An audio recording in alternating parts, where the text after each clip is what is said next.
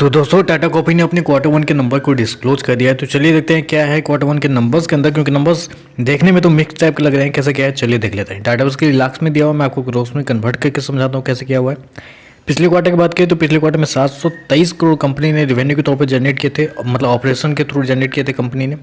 पिछले साल 662 करोड़ के आसपास, जबकि अभी देखें तो कंपनी का रेवेन्यू 700 करोड़ के आसपास आ पहुंचा है। तो साल दर साल देखें तो साल दर साल कंपनी के रेवेन्यू के अंदर हल्की सी तेजी, अप्रोक्सीमेटली 5% के आसपास की तेजी आपको देखने को मिलेगी। लेकिन वहीं अगर क्वार्टर जाते हैं तो क्वार्टर कंपनी के रेवेन्यू के अंदर 3% के आसपास की गिरावट भी आपको देखने को मिलेगी। तो क्वार्टर कंपनी का रेवेन्यू गिरता हुआ देखने को मिला है, लेकिन साल दर साल कंपनी के रेवेन्यू के अंदर एक हल्की सी तेजी भी देखने को मिल रही।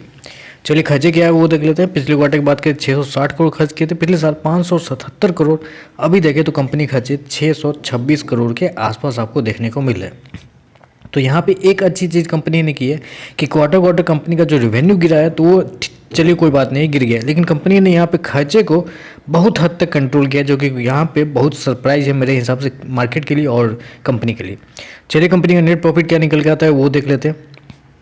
पिछले क्वार्टर की बात करें तो पिछले क्वार्टर में 70 करोड़ के आसपास का प्रॉफिट था, पिछले साल 65 करोड़ का, जबकि अभी देखें तो कंपनी का प्रॉफिट 62 करोड़ के आसपास है। तो अभी आपको लगेगा कि क्वार्टर साल दर साल कंपनी का जो प्रॉफिट है वो आपको गिरता हुआ देखने को मिला है। जी हाँ, कंपनी का प्रॉफिट क्वार्टर साल दर साल गिरता हुआ देखने को मिला है, लेकिन याद रखिएगा पिछले क्वार्टर में क्या हुआ था। पिछले क्वार्टर में कंपनी को टैक्स के रूप में, डेफरल टैक्स के रूप में 11.5 करोड़ का फायदा हुआ था।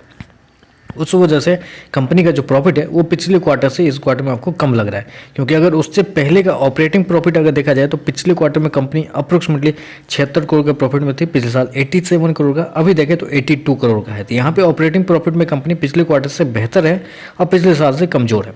चलिए कंपनी का ईपीएस देख लेते हैं, ईपीएस क्या चेंजेस देखने को मिल रहा है।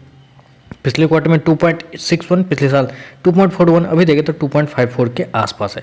तो ओवरऑल देखें तो इस क्वार्टर नंबर थोड़े से मिक्स टाइप के है, पॉजिटिव साइड पे तो नहीं जाते हुए देखने को मिला है, क्योंकि कंपनी का रेवेन्यू थोड़ा सा गिरता हुआ देखने को मिला है ये क्वार्टर। ऊपर से कंपनी का जो प्रॉफिट है वो क्वार्टर साल दर साल गिरता हुआ देखने को मिलता है। ओवरऑल देखें तो मेरे हिसाब से मिक्स टाइप के नंबर है, हो सकता है थोड़ी बहुत गिरावट भी आपको देखने को मिल सकती है।